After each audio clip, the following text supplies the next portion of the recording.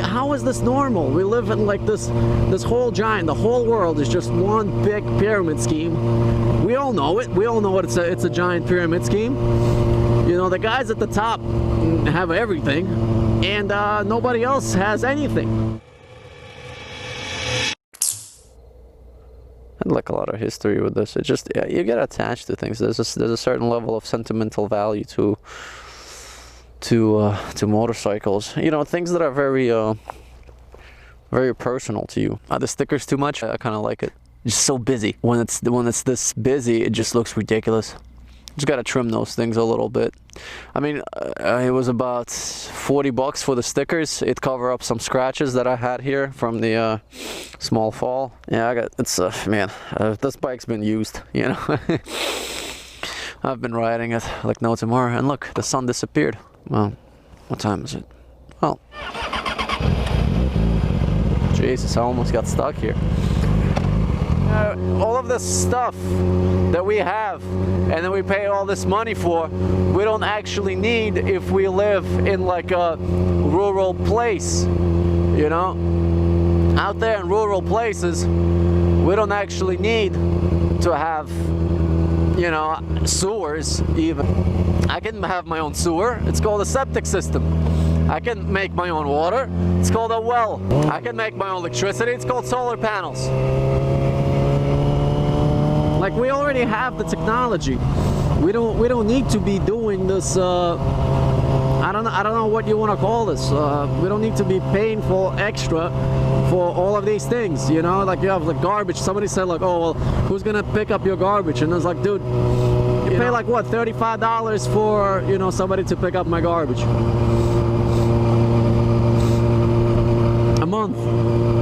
I don't need to pay like city taxes for it. And what about building inspectors? Well, dude, why would you need a building inspector if you build your own home for yourself? Well, he needs to make sure it's safe. But it's your own life with your own hands. You know, like you have like fire department inspections. I mean, just construction alone, we have like, I mean, just in the city, we have 17 different agencies that write you violations.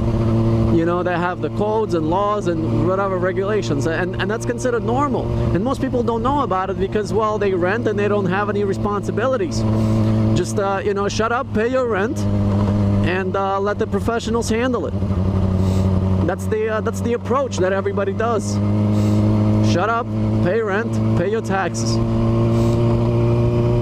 You know, and that's everybody, and everybody's doing that, and everybody's okay with that. And sometimes I'm thinking like, is everybody out there nuts? Is that what you guys are doing? Is that normal? How is this normal? We live in like this whole giant, the whole world is just one big pyramid scheme. We all know it. We all know it's a giant pyramid scheme.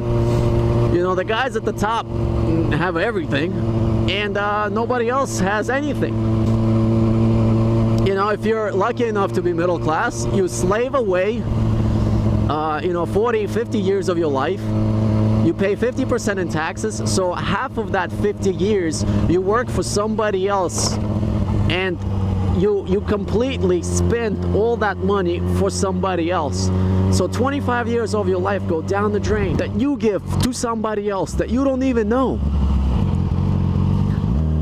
And you slave away 25 years of your life, and you're okay with that? And everybody's okay with that? And why is everybody paying 50% of their taxes? Well, it's not 50%, man. Well, yes, it is. Let's say you pay 30% taxes, then when you want to buy something, you pay another 8% tax. Well, out here in New York City, you pay another 8%, not 8%, it's more like 9%. And then you got all kinds of rules and regulations going from, let's say, fees for this, fees for that. You got fines and violations, which become like, fines and violations become like another probably hidden fees that you don't actually think of, but the fact that the prices are more increased. You know, you pay somebody else's taxes because, well, he has to pay taxes. So whatever the product you buy or service you buy has like an increased price to it. So you paid for that. And, you know, at the end of the day, it comes out to like 50%. Let's see what these kids are up to.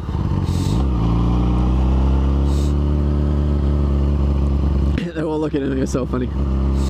So, I mean, yeah, and everybody's okay with, like how is this possible?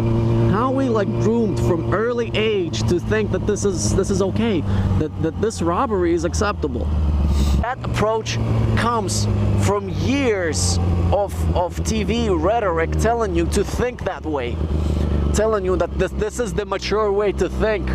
How can this possibly, how is being a slave a mature way to think? I mean, you slave away half of your life. Think about it. You slave, and how is that normal? And for what? And what do? How can you can't even get out of the system. You can't be like a bear in the woods. Like, dude, what the fuck are you talking about? No other country that you can escape to because the rules are universal. Pay your rent, pay your taxes, shut the fuck up. I mean, that's the approach. I mean, that's how I see it. Am I the only one? And every country does it. There is no other country left where you can sort of escape with and have like unless it's like some Caribbean tax haven country. You make a business, an LLC, a trust, and then there's a bunch of shell companies, and you register them in tax havens, and then you pay no taxes. You can only do that once you're rich enough.